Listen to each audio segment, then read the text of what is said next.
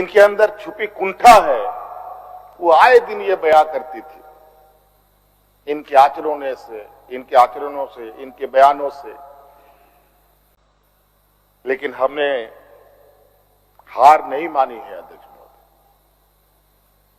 इनको लगता है कि मुझे जेल के सलाखों के अंदर डालकर ये अपने मंसूबे में सफल हो जाएंगे। ये झारखंड है अध्यक्ष महोदय,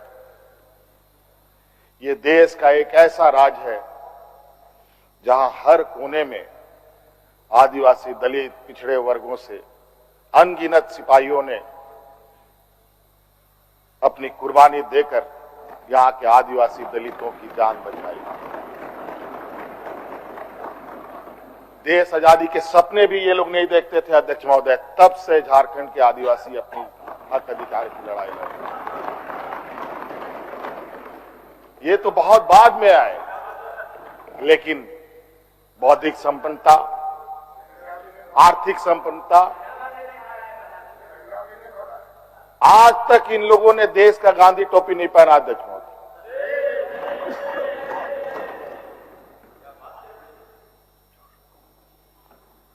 अध्यक्ष महोदय, ईडी, सीबीआई, इनकम टैक्स,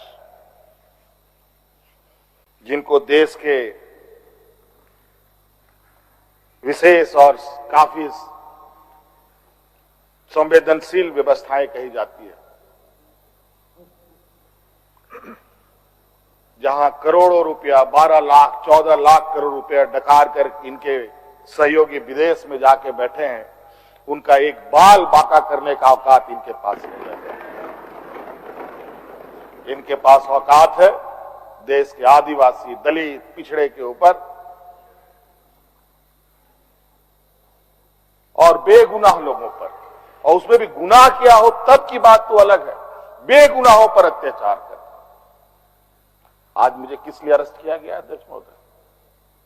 8.5 एकड़ जमीन के घोटाले पर। अगर है हिम्मत सदन में तो कागज पटक कर दिखाए कि 8.5 एकड़ का जमीन हेमंत सोरेन के नाम पर है। अगर होगा मैं उस दिन से राजनीति से इस्तीफा दे दूंगा। अध्यक्ष महोदय, जब राजनीतिक रूप से ये नहीं सकते हैं तो ऐसे ही बैकडोर से हमला करते हैं, पीठ पर हमला करते हैं। अध्यक्ष महोदय, मैं आंसू नहीं बहाऊं, आंसू वक्त के लिए रखूंगा। आप लोगों के लिए आंसू का कोई मतलब नहीं। आदिवासी दलितों का, पिछड़ों का, आदिवासी के आंसुओं का कोई मोल नहीं। वक्त आने पर हम इनके एक एक सवालों का जवाब और एक एक इनके षड्यंत्र का जवाब वक्त आने पर बड़ी माकूल तरीके से दिया जाएगा। एक्चुअली दुर्भाग्य है अध्यक्ष महोदय इस राज्य का, तथाकथित हमारे राज्य के ही कुछ लोग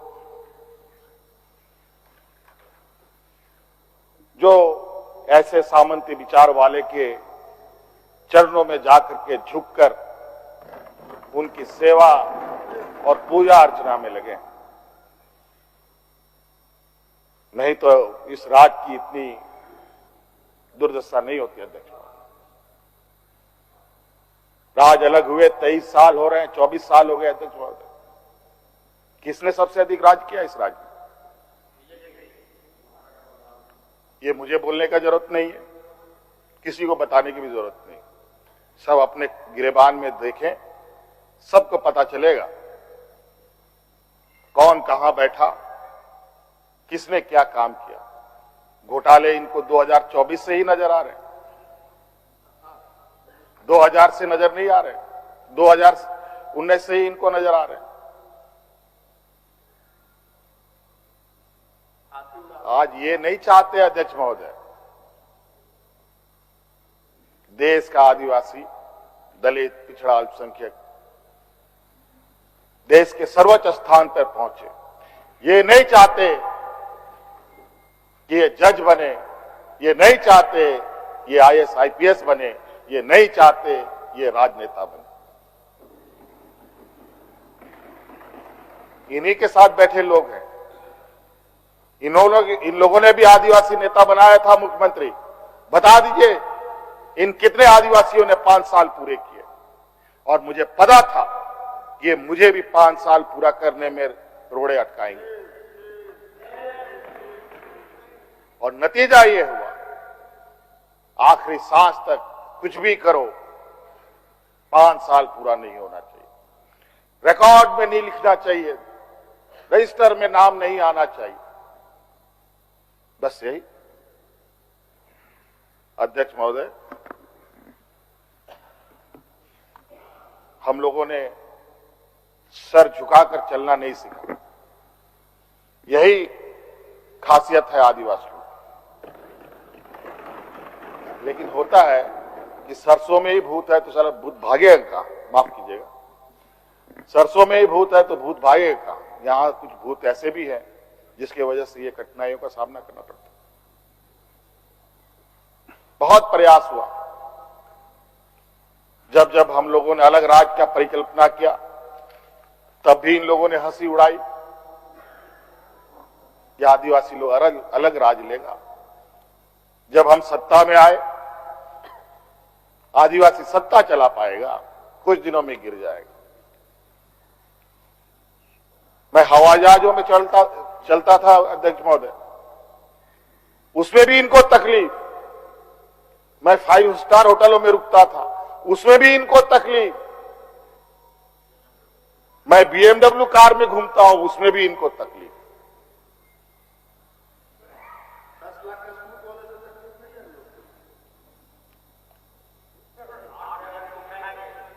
क्या कहावत है कि हम करें तो गुनाह, ये करें तो क्या, यही कहावत है। खैर छोड़िए। अध्यक्ष महोदय, बड़ा विचित्र स्थिति है। अब जो स्थिति दिखाई दे रहा है अध्यक्ष महोदय, कुल मिलाकर झारखंड के परिप्रेक्ष्य के अलावा पूरे देश के पैमाने में अब आदिवासी, दलित, पिछड़ा अल्पसंख्यक सुरक्षित नहीं। विशेषकर झारखंड में तो यहां के खनिज संपदाओं को, जो वर्षों से इस पर लोगों की गिद्ध नजर है और आगे भी रहेगी। ये तो हम थे अध्यक्ष महोदय, ये बहुत फूक फूक करके उनको आगे बढ़ना पड़ता था। ये खुला दरवाजे की आदी हो चुके हैं। इनको कोई रोक टोक नहीं कर सकता। जो इनके सामने आएगा वो इसी तरीके के अंजाम से उनको गुजरना पड़ेगा। और इनको लगता है ऐसे अंजाम देने से झारखंड के लोग घबरा जाएंगे। ये आप लोगों की बहुत बड़ी भूल है, और इतनी बड़ी ये भूल होगी जो झारखंड का इतिहास आपको कभी माफ नहीं करेगा। अध्यक्ष महोदय,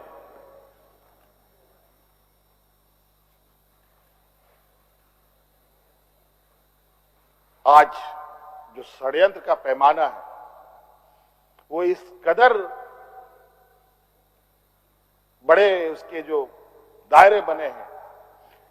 कानून के अंदर रह कर गैर कानूनी काम करना कैसा हो, ये कर किसी से सीखना हो तो इन लोगों से सीखिए और इनके संस्थाओं से सीखिए।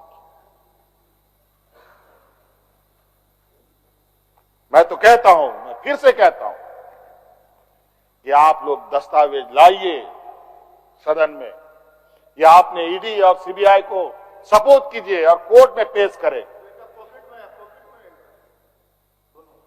एक भी दस्तावेज अगर आप लोग निकाल के दिखा दें कि हमने 8.5 एकड़ जमीन हड़पी है,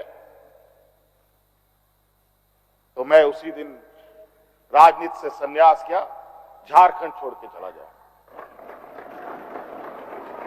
अब इनको नहीं मिला तो हमारे बीवी, बच्चों, परिवारजनों के खाता बही ढूंढने में लगे। ये पैसा कहां से आया, वो पैसा कहां से आया, ये आया वो आया। अध्यक्ष महोदय, असमानताएं देखिए इसी सदन के अंदर। जो सरकार के द्वारा उपलब्ध कराए जा रहे ऋण, जो यहाँ के आदिवासी विधायकों को कितने वर्षों के लिए मिलता है और गैर आदिवासियों को कितने सालों के लिए मिलता है।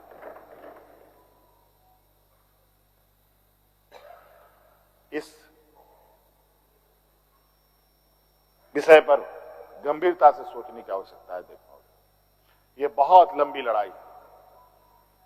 आज जिस तरीके से बड़ा मछली छोटा मछली को खा जाता है, सामाजिक व्यवस्था में भी यही कहानी है। एक बड़ी व्यवस्था छोटी व्यवस्था को खाने का हर बरकस प्रयास करती है।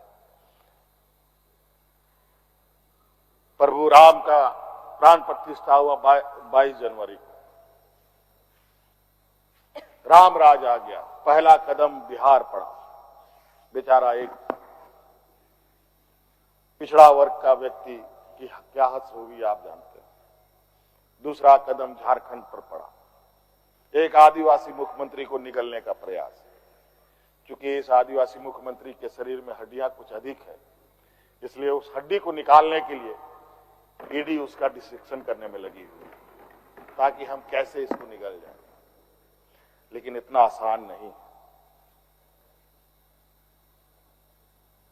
गलती से गले में फंस गया तो पूरा का पूरा आंतड़ी फाड़ के बाहर। इस वजह से संभल के खाने का कोशिश कीजिएगा। इस वजह से अध्यक्ष महोदय, मुझे कोई गम नहीं कि मुझे आज ईडी ने पकड़ा। जिस तरीके से बंधुदा का सदस्यता लिया, ये आप चुनाव नहीं लड़ सकते हैं। हो सकता है मेरा भी यही आशा करे। सत्ता लुलुपता के लिए हम लोग कभी नहीं आए अध्यक्ष महोदय। लेकिन ये बात मैं इस सदन में कहना चाहूंगा कि झारखंड मुक्ति मोर्चा का उदय झारखंड के मान सम्मान स्वाभिमान को बचाने के लिए हुआ है।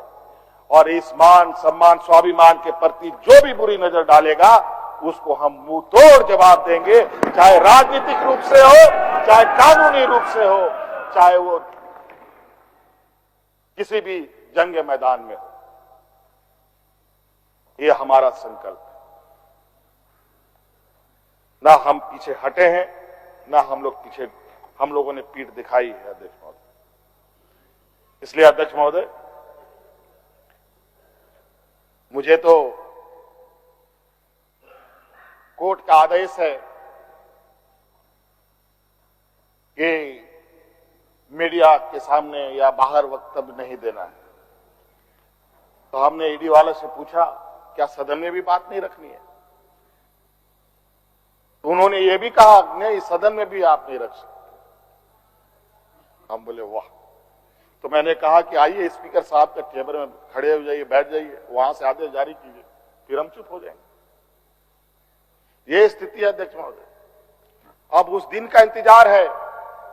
अभी तो गवर्नर हाउस का क्वारम पूरा हो गया।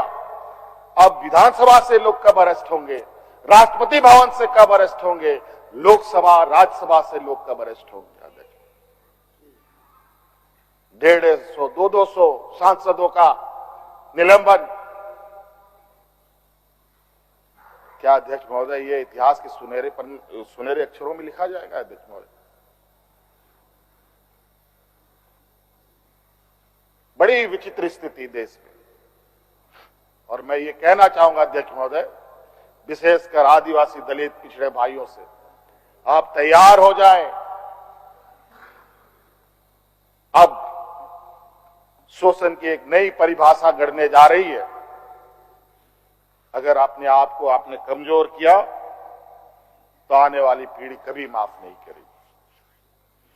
तो अध्यक्ष महोदय, राज्यपाल महोदय आए और 32 पेज का इन्होंने अभिभाषण पढ़ा। हम लोग लाख चिल्लाते रहे। अध्यक्ष महोदय, अभिभाषण पढ़ के क्या होगा जब देश में लोकतंत्र ही नहीं बचेगा। आज हर चीज पिछले दरवाजे से हो रहा है। अध्यक्ष महोदय, खैर इतना तो हम लोग बुद्धि ज्ञान है नहीं, लेकिन समय ऐसा भी नहीं है, समय से बड़ा बलवान धरती में कोई नहीं है और वक्त फिर घूमेगा और फिर हम आपके सामने उपस्थित होंगे और इतनी मजबूती के साथ उपस्थित होंगे कि फिर जो षड्यंत्र कर रहे हैं वो षड्यंत्र आपके धरे के धरे रहे और इस देश के और अपने राज्य के आदिवासी दलित पिछड़ों के लिए जो संघर्ष करना होगा वो करते रहेंगे। धन्यवाद। आप देख रहे हैं जनमन न्यूज 76।